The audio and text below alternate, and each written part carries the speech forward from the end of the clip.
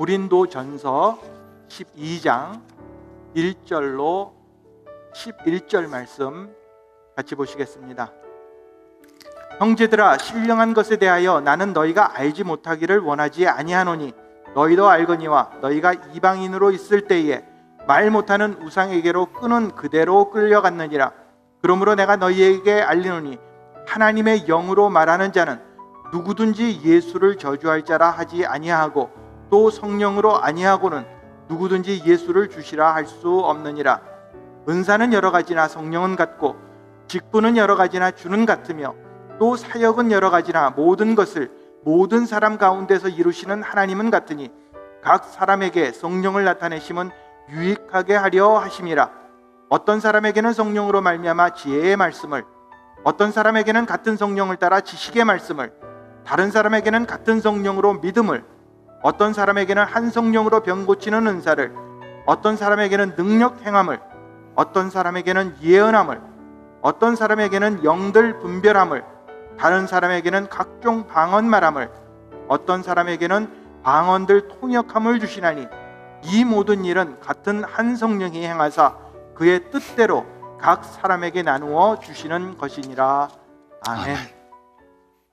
여러분, 다시 한번 교회 오신 것을 환영합니다. 이 시간 예배를 통해서 큰 은혜 받는 귀한 시간 되고 말씀으로 저희가 깨닫고 변화받는 귀한 시간 되시길 바랍니다.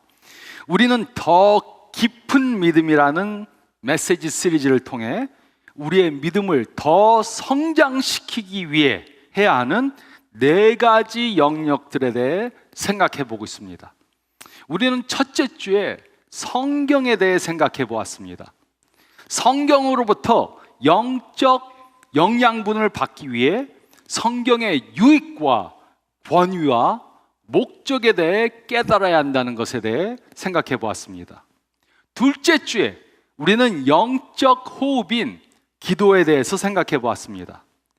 역사하는 힘이 큰 그러한 기도를 드리기 위해 어떠한 환경에서든지 기도하고 하나님의 뜻을 깨달아 믿음으로 기도하고 또 하나님과 또 다른 사람들과 바른 관계를 가지고 그러한 관계 가운데 기도해야 한다는 것에 대해서 생각해 보았습니다. 또 셋째 주에 예배에 대해서 생각해 보았습니다. 바른 예배의 삶을 살기 위해 우리는 모든 장소에서 예배드리고 또 참된 하나님에게만 예배드리고 또 영과 진리로 예배드려야 한다는 것에 대해서 생각해 보았습니다. 그리고 오늘은 봉사에 대해 생각해 보겠습니다. 이 4가지 영역들, 즉 성경과 기도와 예배와 봉사는 우리가 영적으로 성장하기 위한 하나님의 은혜의 방편입니다. 그래서 하나님께서는 이 4가지 방편들을 사용해서 우리가 예수님을 닮아가며 영적으로 더 깊이 있는 삶을 살 수 있도록 해주십니다. 그러나 어떤 사람들은 봉사를 은혜의 방편으로 생각하지 않습니다. 그러나 분명한 것은 우리는 봉사할 때 영적으로 성장한다는 것입니다. 봉사를 하면 할수록 우리는 더 영적으로 성장하게 됩니다. 예수님께서 제자들을 부르셨을 때 아주 중요한 결정을 내리셨습니다. 예수님께서는 그의 제자들을 사용해서 그의 나라를 확장해 가시기로 결정을 하셨습니다. 물론 예수님께서는 그의 나라를 다른 방법으로 확장해 나가실 수 있으셨습니다. 예수님께서는 이 일을 혼자서 하실 수도 있었습니다. 아니면 다른 사람들을 고용해서 고용한 사람들을 통해 그의 나라를 기업처럼 운영하실 수도 있었습니다. 아니면 몰몬교회 사람들처럼 2년 동안 무조건 풀타임 선교를 하게 만들어서 그들을 통해서 그의 나라를 확장시키실 수도 있었습니다.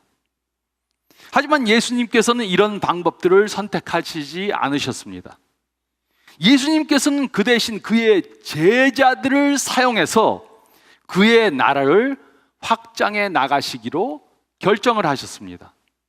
예수님께서는 그를 믿는 모든 사람들이 그의 나라를 확장시키는데 봉사자들로 평생 봉사하도록 하신 것입니다. 이것이 예수님의 계획입니다. 그런데 요즘 대부분의 교회들은 예수님의 계획을 따르지 않고 다른 계획대로 예수님의 교회를 운영해 나가려고 합니다. 사람들이 이제 모여서 교회를 개척하기로 결정했습니다. 그러면 먼저 돈을 모아서 목사를 하나 고용합니다. 그리고 목사로 사역을 하게 합니다. 성경 공부를 하고 설교를 하게 합니다. 결혼과 장례를 하게 합니다. 전도하고 제자 훈련을 하도록 합니다. 신방을 하고 상담을 하도록 만듭니다. 청소를 하고 주보를 만들고 잔디를 깎도록 합니다. 그리고 1년에 한 번씩 공동회의를 열어서 목사가 일한 것에 대해서 평가해 봅니다. 실적이 좋으면 계약을 1년 더 연장해 줍니다.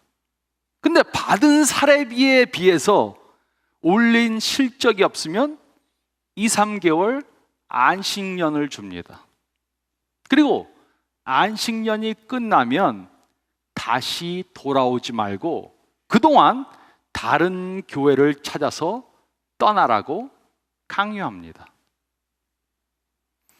이것이 요즘 교회들의 실정입니다. 그런데 예수님께서는 그의 교회를 그렇게 만들어 가라고 가르쳐 주시질 않았습니다. 물론 목사님들은 받은 일이 있습니다. 그것은 교인들을 훈련시키는 것입니다. 그리고 훈련받은 모든 교인들이 봉사를 함으로 교회를 세워가고 하나님의 나라를 확장하는 것이 예수님의 계획입니다. 목사나 전도사들만으로 교회를 하라고 예수님께서 가르치신 것이 아닙니다. 그러면 성경적 방법은 무엇입니까? 우리는 어떻게 예수님의 공동체인 교회를 세워가야 합니까?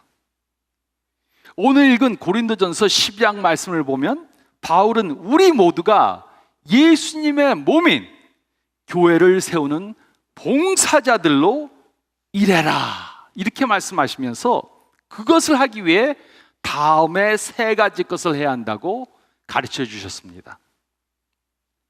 첫째로 저희가 읽은 말씀 가운데 1절부터 6절 말씀을 보면 우리는 능력을 받았다는 사실을 깨달아야 합니다. 우리는 능력을 받았음을 깨달아야 합니다. 이 말씀을 보면 사도 바울은 우리가 하나님께 받은 2가지 능력에 대해서 말씀해 주셨습니다. 첫째로 우리는 성령의 능력을 받았습니다. 1절부터 3절은 다음과 같이 기록했습니다. 형제들아 신령한 것에 대하여 나는 너희가 알지 못하기를 원하지 아니하노니 너희도 알거니와 너희가 이방인으로 있을 때 말 못하는 우상에게로 끄는 그대로 끌려갔느니라. 그러므로 내가 너에게 알리노니 하나님의 영으로 말하는 자는 누구든지 예수를 저주할 자라 하지 아니하고 또 성령으로 하지 않고는 누구든지 예수를 주시라 할 수 없느니라. 예수님을 몰랐을 때 우리는 세상의 다른 사람들처럼 우상을 따르는 삶을 살았습니다.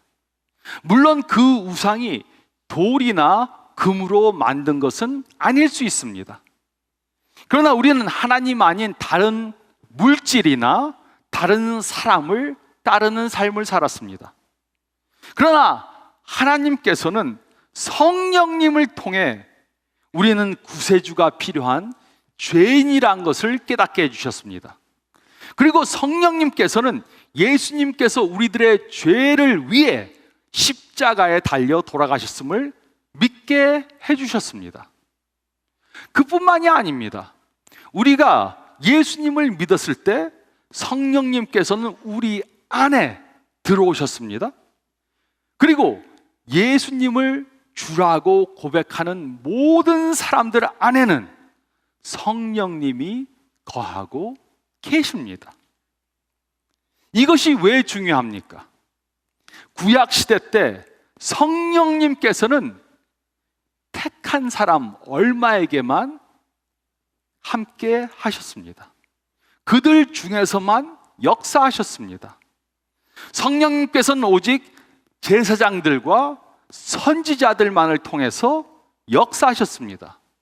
그렇기 때문에 누구든지 영적인 일을 하기 위해서는 제사장들과 또 선지자들을 통해서 그 일을 해야만 했습니다.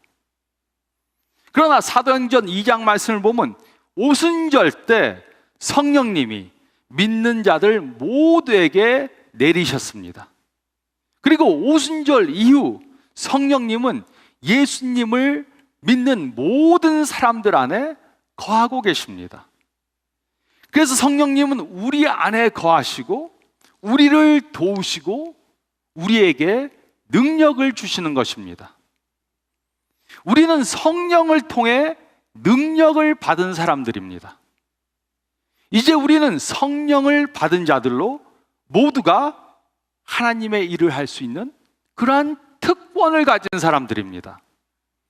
이것을 만인 제사장설이라고 이렇게 부릅니다. 우리는 모두가 제사장들, 또 하나님의 일꾼들이고 하나님을 섬기는 사람들입니다. 그뿐만이 아닙니다. 둘째로 우리는 성령의 은사를 통해 능력을 받았습니다.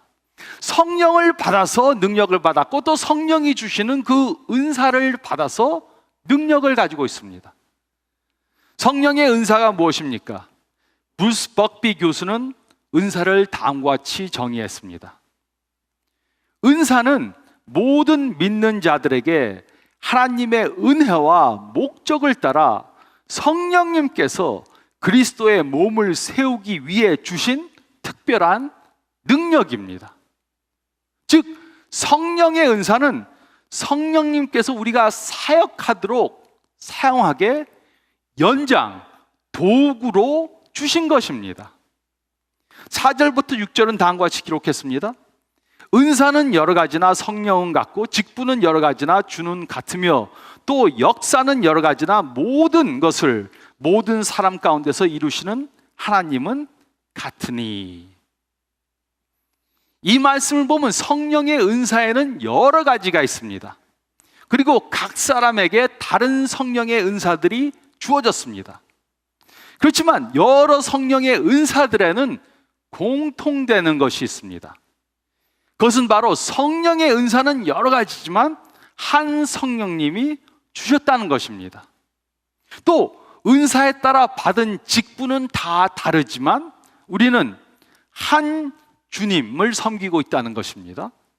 또 우리가 받은 사역은 여러 가지지만 모든 사역을 이루시는 분은 한 하나님이시라는 것입니다. 무엇보다 중요한 것은 우리 모두가 성령님과 성령의 은사를 받은 그러한 봉사자라는 것입니다. 모두가 능력을 받았고 봉사할 수 있는 그러한 능력을 가지고 있다는 것을 깨달아야 한다는 것입니다. 받은 성령의 은사와 직분과 사역은 다 다를 수 있습니다. 그러나 우리 모두가 하나님이 주신 능력을 받은 사람이라는 것을 잊어서는 안 됩니다. 우리는 모두가 하나님의 능력을 받았음을 깨달아야 합니다. 우리는 하나님의 일을 할 수 있도록 능력을 받았습니다. 또 둘째로 저희가 읽은 말씀 가운데 7절 말씀을 보면 우리는 섬기는 자들임을 깨달아야 합니다. 우리는 섬기는 자들임을 깨달아야 합니다. 7절은 다음과 같이 기록했습니다. 각 사람에게 성령을 나타내심은 유익하게 하려 하심이라. 하나님께서 우리들에게 성령과 또 성령의 은사를 주신 이유가 무엇입니까? 그것은 바로 다른 사람들을 섬기는 일을 함으로 모두에게 유익을 끼치기 위해서입니다. 이것이 바로 바울이 자주 말하는 섬기는 자가 되는 것입니다. 사도 바울은 자신을 흔히 그리스도의 종이라고 이렇게 불렀습니다. 그리고 이것은 또한 우리의 신분이기도 합니다. 우리는 그리스도의 종입니다. 그리고 그리스도의 종들은 섬기는 일을 하는 사람들입니다. 그런데 요즘 교회 안에는 이상한 생각이 흘러 들어와 있습니다. 그것은 바로 소비주의의 생각입니다. 그 예로 한 가정이 신도시로 이사를 하면 교회를 쇼핑합니다. 교회 쇼핑을 합니다. 이 교회도 방문해보고 저 교회도 방문해봅니다. 그리고 각 교회에 대해서 평가해봅니다. 어느 교회의 예배와 찬양과 설교와 아이들 프로그램이 가장 좋았는가 평가해봅니다. 물론 이런 생각을 해보는 것은 잘못된 것이 아닙니다. 그러나 문제는 교회를 평가하는 기준이 잘못됐다는 것입니다. 사람들이 교회를 평가할 때 대부분 나에게 가장 혜택이 되는 교회가 어느 교회인가 생각합니다. 나한테 좋은 교회, 나한테 무엇을 해줄 수 있는 교회. 이들은 근본적으로 자신들을 소비자들로 생각을 합니다. 그러나 이런 생각은 잘못된 것입니다. 만약 사도 바울이 지금 살아있어서 교회를 찾아간다면 하나님께서 인도하시는 교회로 가서 이렇게 말했을 것입니다. 그리스도의 종이 근무 보고를 드립니다. 제가 할 일을 주십시오. 무슨 일이든 즐거움으로 신실하게 끝까지 하겠습니다. 저는 그리스도의 종입니다. 이렇게 말할 것입니다. 나한테 좋은 교회가 어디일까? 좀 나를 알아주는 교회가 어디일까? 근데 요즘 사람들은 거기에 더 중점을 두고 교회를 찾습니다. 저는 어떤 대형 교회에 출석하는 사람이 이렇게 말하는 것을 들은 적이 있습니다. 제가 다니는 교회는 너무 편합니다. 제가 왔는지 안 왔는지도 모릅니다. 아무 상관을 안 합니다. 헌금을 안 해도 됩니다. 봉사를 안 해도 됩니다. 교회에서 저에게 모든 것을 다 해주니까 얼마나 편한지 모르겠습니다. 이런 분들에게 저는 묻습니다. 그 교회에 가서 아무도 모르고 봉사도 안 하고 헌금도 안 하고 아무것도 안 하고 앉아있다 오는데 만약 당신이 결혼할 때가 되면 누가 주례를 해줄 겁니까? 또 당신이 아파지면 누가 병원에 와서 기도를 해줄 겁니까? 또 어려움을 당할 때 누가 상담해 줄 겁니까? 또 혹시라도 돌아가시면 누가 장례를 집례해 줄 것입니까? 그러면 아무 말도 하지 못합니다.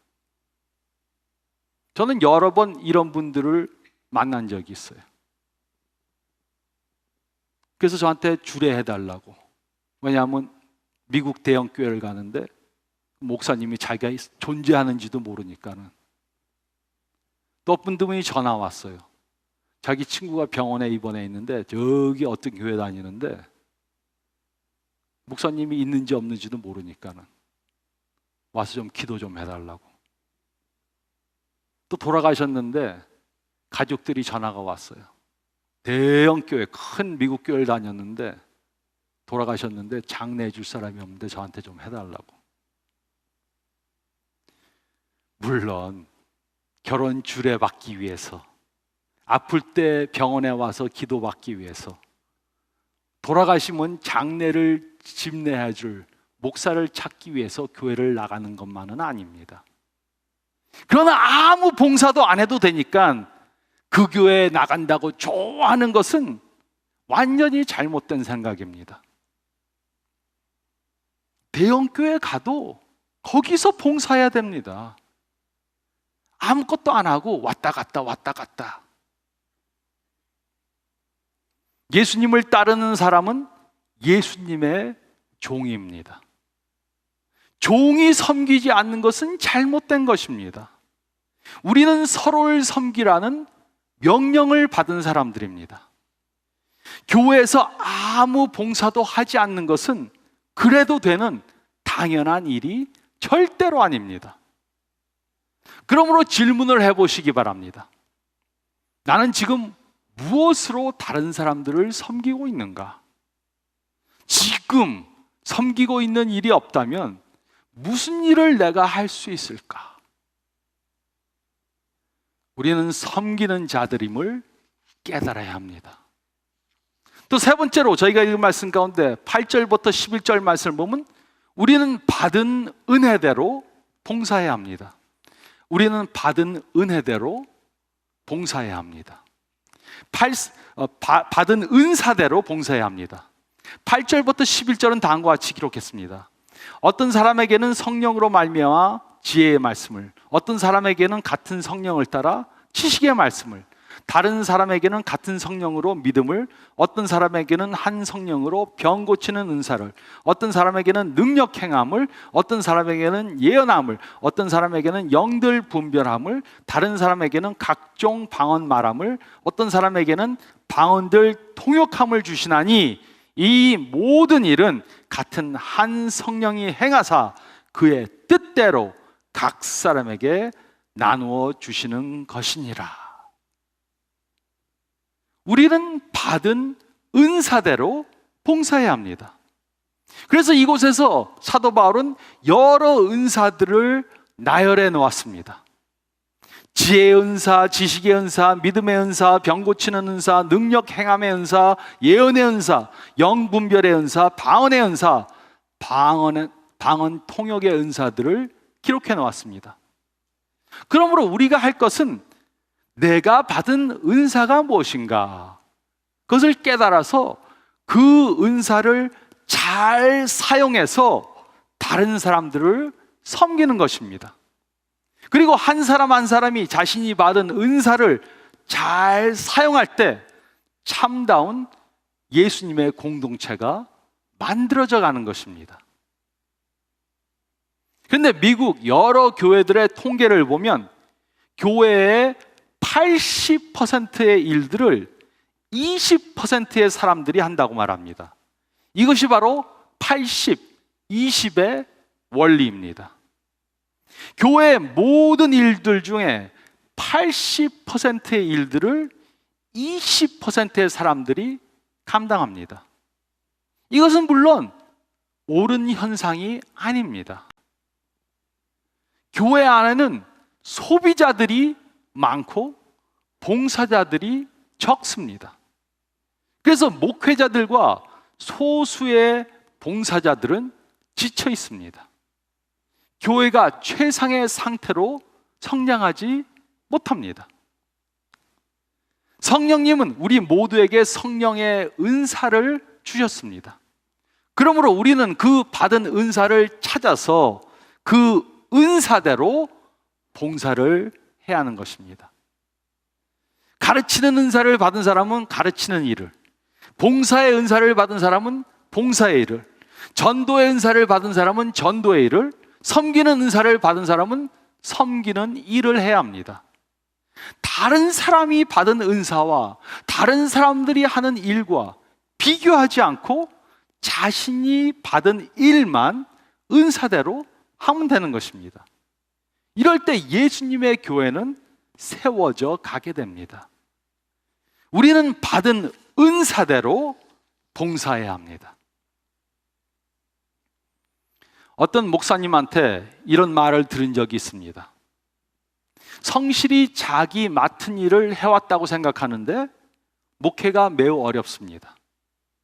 장로님들로부터 압박을 받습니다. 재정적으로 매우 어렵습니다.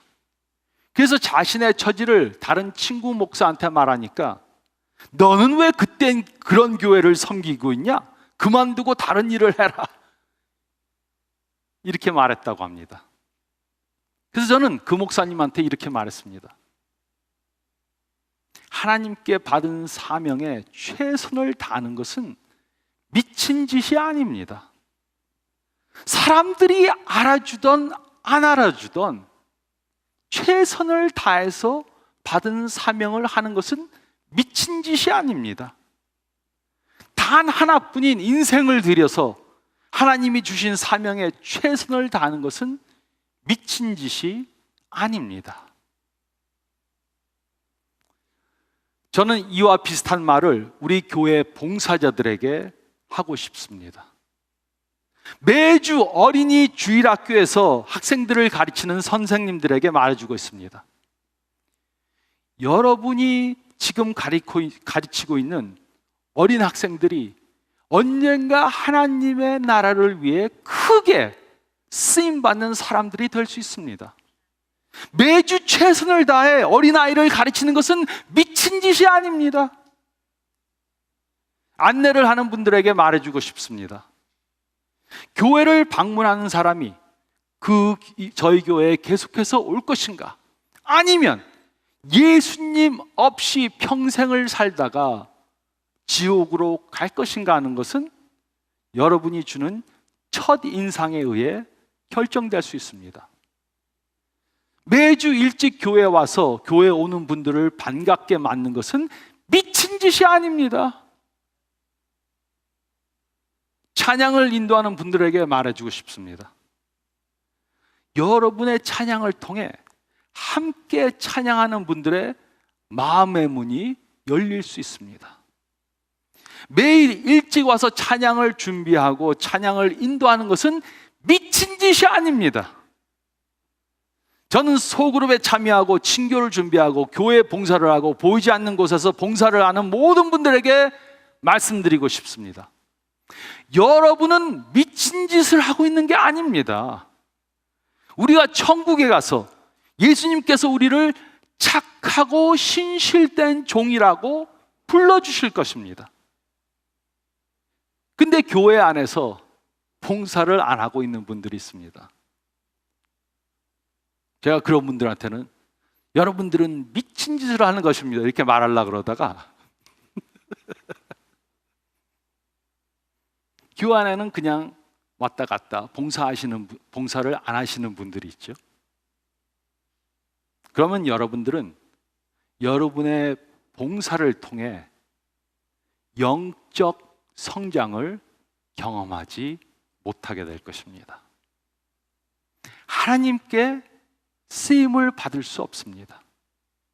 또 하나님 앞에 서서 착하고 신실된 종이라는 말을 들을 수가 없습니다. 어떤 분들은 이렇게 말할 수 있습니다. 나는 전에 다니던 교회에서 젊었을 때 봉사를 많이 해서 이제는 쉬겠습니다. 그러나 봉사는 전에 했다고 지금은 쉬어도 되는 것이 아닙니다. 우리에게 생명이 있는 한 우리는 하나님을 섬기고 다른 사람들을 섬기는 봉사자의 일을 해야 합니다. 우리가 아직도 숨을 쉬고 있는 것은 우리를 향한 하나님의 사명이 아직도 남아있기 때문입니다. 또 다른 분들은 이렇게 질문할 수 있습니다. 제가 도대체 무슨 일을 할 수 있겠습니까? 작은 일에서부터 시작하면 됩니다. 어떤 분들은 큰 일부터 하려고 합니다. 하지만 하나님의 원리는 작은 일에 충성할 때 하나님께서는 큰 일을 맡기시는 것입니다. 교회에 오신 분들한테 반갑게 겸손하게 인사를 하는 것부터 먼저 하시기 바랍니다. 제가 어느 교회를 방문했습니다. 제가 들어가니까는 친교실에 사람들이 쭉 앉아 있는데 모르는 사람이 들어오니까는 저를 뻔히 쳐다봐요. 이렇게 쭉 쳐다보더라고요. 그래서 눈이 마주쳤으니까는 제가 먼저 인사를 했습니다. 안녕하세요. 그러니까는 인사도 안 해요.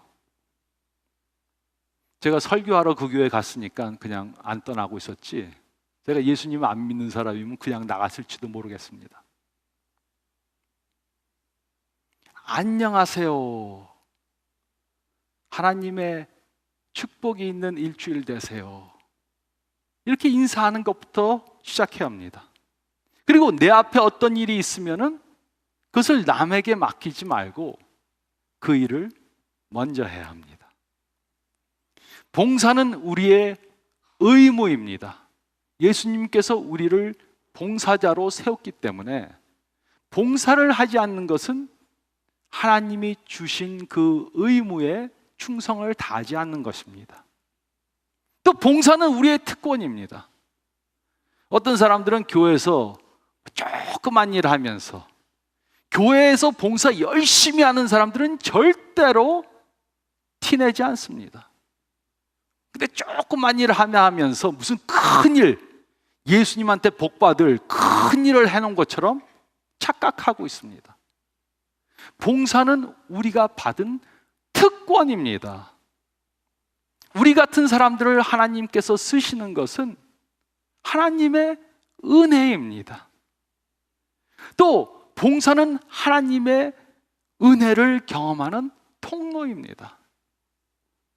어떤 사람은 그래요. 야, 넌 어떻게 60이 다 돼갖고 아직도 기타 메고 찬양을 인도하냐. 근데 찬양 인도하면 은혜를 가장 받는 사람이 누군지 압니까? 찬양 인도로 봉사하는 사람. 설교를 하면 누가 가장 많이 은혜를 받겠습니까? 여러분들은 여기 앉아서 30분 은혜를 받지만 저는 일주일 내내 설교 준비하면서 은혜를 계속 받습니다. 봉사는 하나님의 은혜를 경험하는 은혜의 통로입니다. 봉사를 통해 성장하게 됩니다. 이것을 깨달아 봉사의 삶을 사시는 저희 모두가 되시기를 우리를 봉사자들로 부르신 예수님의 이름으로 축원드립니다. 저희 다 같이 기도드리겠습니다.